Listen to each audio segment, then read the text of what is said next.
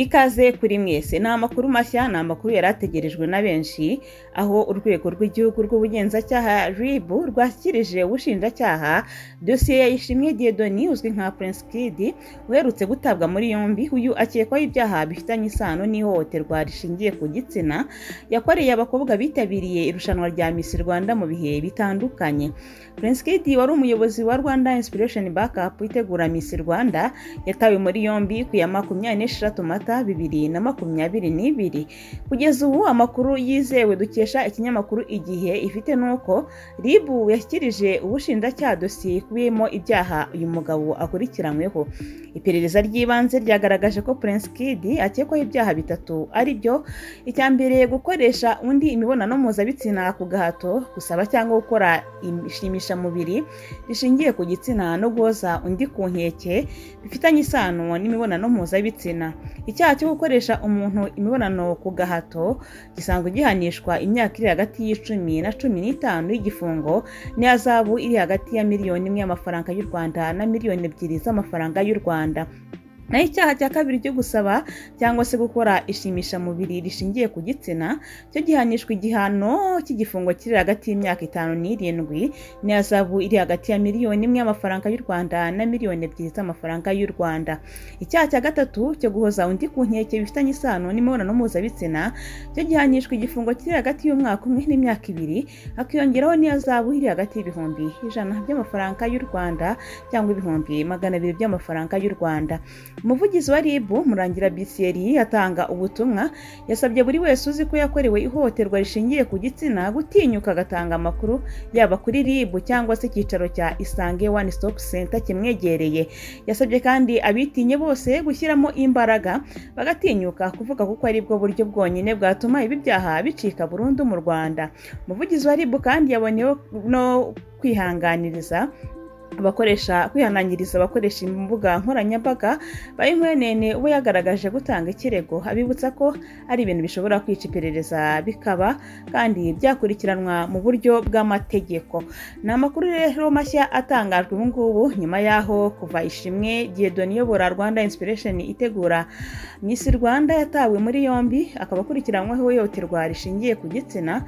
Impaka zanakomeje kuba nyinshi ku mitegurire y'iri rushanwa ndetse n'ubunyangamugayo bubamo mu kugena abakobwa baritsindira. Ku wa kabiri tariki 27 Mata nibwo Ishimwe Prince Kid cyangwa se Ishimwe Dieudonné byamenyekanye cyane ko akurikiranyweho ibi byaha bifitanye isano n'ihohoterwa rishingiye ku gitsina yakoreye abakobwa bitabiriye irushanwa rya Miss Rwanda mu bihe bitandukanye.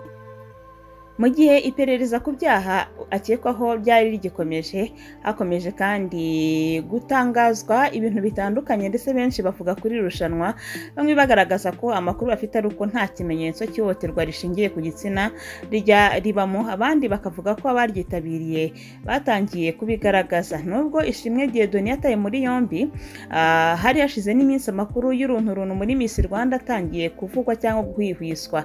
Byatangiye cyane ku ya 17 Gashyantare uyu mwaka ubwo umunyamakuru Byansi Baka Samuel yandikaga kuri Twitter avuga ko hari amakuru mabi y'ibibera muri Miss Rwanda atajya atangazwa. Icyo gihe Byansi ni umunyamakuru ukora inkuru zicukumbuye yagize ati hari inkuru itajyivugwa kuri Miss Rwanda, iyi ni inkuru y'umwijima cyangwa se inkuru mbi ndetse abantu benshi bashobora kutayemera. Ni inkuru igihugu n'isi bikeneye kumenya. Niba ufite inshuti yigeze igera mu mwiherero w'irushanwa rya Miss Rwanda, mutera imbaraga atinyuka avuge. N'ubutumwa rero bwaje busanga ubwa Rukundo Patrick uzwi nka Patikope wari wanditse nawe agaragaza ko atagikorana na Miss Rwanda ko ndetse yiteguye gushyira hanze ukuri kose kwibera muri iri rushanwa, aho yagize ati guhera kuri iyi tariki ntabwo nkiri mu itsinda rya Miss Rwanda, ubu hagiye gushya kandi ukuri kose kugiye kujya hanze. Ubu butumwa rero bw'abantu bombi bwakuriye impaka ndende, bamwe batangira kubashinja ko bashaka guhindanya isura ya Miss Rwanda cyane ko urugendo rwo gushaka abakobwa bari guhatana mu uyu mwaka wa 2022 rwari rurimbanyije icyo gihe babitangaza, mu gihe abandi bagaragazaga ko niba hari icyo bazi bakwiriye gushyira hanze bakakivuga bitaraba cyangwa se bitaraba bibi bagatabara ubuzima bwa benshi. Ni impaka rero zongeye kubyuka ku wa kabiri nyuma y'amasaha make biteganijwe ko Ishimwe Dieudonné yatabwa muri yombi nubwo imikoranire y'icyaha itarashyirwa ahagaragara icyo gihe. Bamwe bavuga ko kugira ngo umukobwa agere kure cyangwa se yegukane ikamba atangwa cyangwa se rimwe mu makamba atangwa muri Miss Rwanda asabwa ruswa y'igitsina cyangwa se hakazamo ikimenyane mu bundi buryo. Gusa ibi byose ntibiremezwa n'iperereza cyangwa se urukiko. Icyo gihe ntabwo byari byemejwe. Byanatumye mu ijoro ryo ku ya 27 Mata 2022 kuri Twitter habera ibiganiro byagarutse kuri icyo kibazo, ndetse abafite aho bahuriye na Miss Rwanda batanga ubuhamya kubivugwa muri rushanwa. Hari abakobwa rero bitabiriye Miss Rwanda bavuze, hari Amanda Akariza n'umwe mu bakobwa bitabiriye irushanwa rya Miss Rwanda muri 2021, ndetse uyu mukobwa yegukanye n'ikamba ry'igisonga cya mbere cya Miss Rwanda. Iki gihe rero Ingabire Grace niwe wegukanye ikamba rya Miss Rwanda, igisonga cya kabiri kiba Akariza Amanda. Nyuma y'uko rero Ishimwe Dieudonné atawe muri yombi, Amanda yahise yandika ubutumwa burebure bugaragaza ko hari icyo yaba azi ku bijyanye n'ibyo ashinjwa cyangwa se ihohoterwa rishingiye ku gitsina ribera muri iri rushanwa, nubwo ateruye ngo abivuge neza. Yagize ati, ntabwo ndi hano ngo mvuge mu izina ry'umukobwa uwo ari we wese wanyuze muri Miss Rwanda, kubera buri umwe afite ibyamubayeho bikwiye kuvugwa na nyir'ubwite, ndetse nta nubwo ndi hano ngo nsubize ibibazo biri kubazwa binyuze ku mbuga nkoranyambaga ku bijyanye n'iyi ngingo. Ati, ndi hano kugira ngo nifatanye n'abo bakobwa bitabiriye Miss Rwanda. Nzagushyigikira niwumva ko hari igihe cyiza cyo kuba watinyuka ukavuga. Nzaguhagararaho n'uba ukeneye ko ari byo nkora, ndetse nzakumva n'uyitamo guhangana n'iki kibazo mu bundi buryo bwawe. Uyu mukobwa yakomeje avuga ko amaze igihe kinini afite icyo ashaka kuvuga, ariko akazitirwa n'uko nta bimenyetso simusiga yari afiteho. Yanditse agira ati, hashize igihe kirekire nshaka kugira icyo mvuga ariko sinabibashije, kuko kubikora muri icyo gihe nta bimenyetso nari kwangiza byinshi kuruta ibyo nari gukemura. Akariza Amanda yavuze ko ari igihe cyiza cyo kugira ngo agire icyo avuga. Ariko ubu ngubu bwo byagiye ku mugaragaro, sinshobora gukomeza guceceka. Ubutumwa bugamije kwerekana aho mpagaze kugira ngo ntere abandi bakobwa imbaraga zo kwivugira, ndetse babwire polisi niba babyifuza. Umwe mu bakobwa bitabiriye Miss Rwanda muri 2016 waganiriye n'ikinyamakuru Igihe yavuze ko yitabiriye amajonjora y'ibanze aratambuka, ariko mbere yo kujya mu mwiherero umwe mu bakoraga muri Miss Rwanda za kumubwira ko baryamana akamuha ikamba. Uwo mukobwa yakomeje avuga ko yabonye amakuru ko uwo muntu ajya yizeza abakobwa ibitangaza ntabahe amakamba. Uretse ibyavuzwe na Akariza n'uwo mukobwa utaratangaje amazina, umwe mu bakobwa bitabiriye Miss Rwanda muri 2018 nawe waganiriye n'itangazamakuru yavuze ko mu gihe yari ari muri irushanwa atigeze abona ikimenyetso na kimwe cy'uko haba harimo ihohoterwa rishingiye ku gitsina.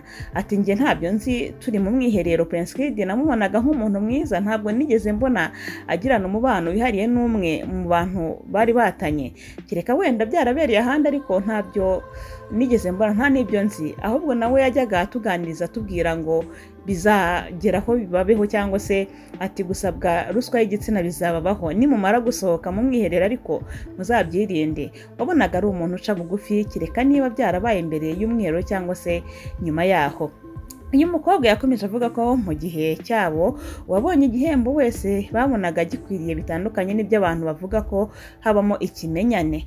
Ibyo uyu mukobwa yavuze abihurijeho na mugenzi we Umukundwa Clemence witabiriye iryo rushanwa rya 2019. Umukundwa we yavuze ko nta munazi uyu mugabo yakoreye ihohoterwa rishingiye ku gitsina, cyane ko nta n'ahantu bakunda guhurira. Gusa abakemurampaka baravuze barimo abatandukanye, gusa Mutesi Jolly yarumye ahuha.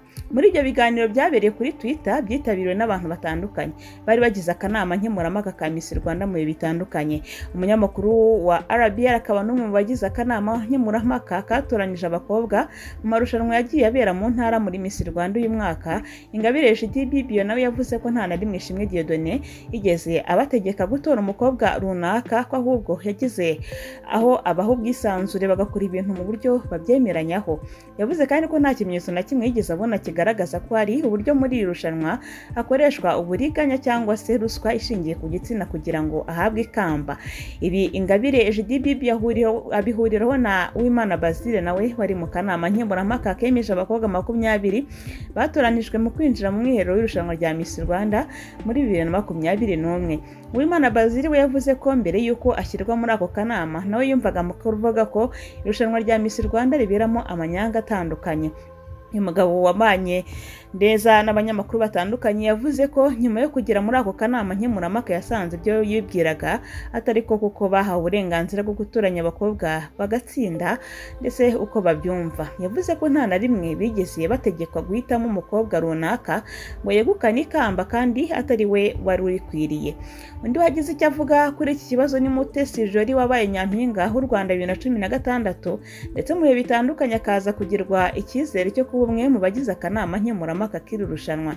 Mutesi Jolly we yavuze ko aka kanya adashobora kuvuga uruhande ahagazeho kuko bishobora kuba ngombwa ko nawe akurikiranwaho cyangwa se akitabazwa nk'umutangabuhamya. Nubwo bimeze gutyo, Mutesi Jolly yakomeza avuga ko ashishikariza buri mukobwa wese waba waritabiriye Miss Rwanda akagira ikibazo nk'icyo yahura nacyo gutinyuka akabivuga. Agize ati iki ni ikibazo gikomeye kireba sosiyete. Ngiye nk'umuntu ufite aho nahuriye n'ibi bintu nk'umukobwa by'umwihariko wabaye nyampinga w'u Rwanda ndetse wagiye ugira amahirwe yo kujya mu kanama nkemurampaka. Icya mbere nuko tutarenze ingohe ibiri kuba.